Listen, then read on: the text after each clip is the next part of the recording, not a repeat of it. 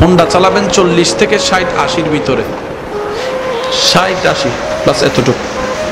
আর কেউ আইসা যদি পিছনে যায় কয় ব ব ফারবিনি, আমার লগে ফারবিনি, আপনি শুধু এতটুকু বলেন তোর লগে ফারারও ইচ্ছা নাই, হারারও ইচ্ছা নাই, তোর ফত তুই যা। বুঝতে পারছেন?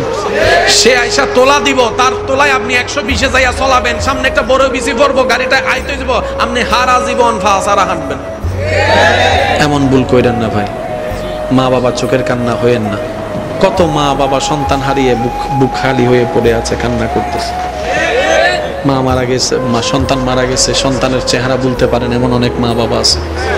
আর জানেন তো, মা বাবা নিজে না খেয়ে সন্তানকে খাওয়ায়, নিজে না পড়ে সন্তানকে পড়ায়।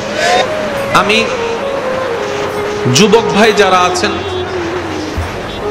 আবদার করে বলি, অনেক ভালোবাসা নিয়ে আপনাদের কাছে আসছি, অনেক ভালোবাসা নিয়ে। আমি যেন সুন্দর একটা স্মৃতি নিয়ে আপনাদের ভালোবাসা নিয়ে যেতে পারি। বিদায় দিবেন তো ইনশাল্লাহ? সুন্দর একটা স্মৃতি নিয়ে বিদায় নিতে পারবো তো ইনশাল্লাহ?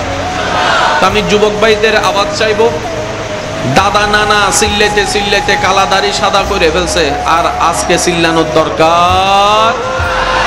দাদা নানার পক্ষ থেকে যুবকরা আসেনি, নাতিরা আসেনি? নাতিরা একবার বলেন মারহাবা, আর একটু আস্তে করে বলেন। এইরকম আওয়াজ থাকলে দাদার আর চিল্লাইয়া মারহাবা কোন লাগবো? কারণ দাদা যদি মারহাবা কইতে যাই আবার দাঁত ফইরা যায়, তখন তো দাদি আম করে জাঁড়া দিয়ে লড়াইবো। বেজাল আছে না? তো আমরা দাদা নানা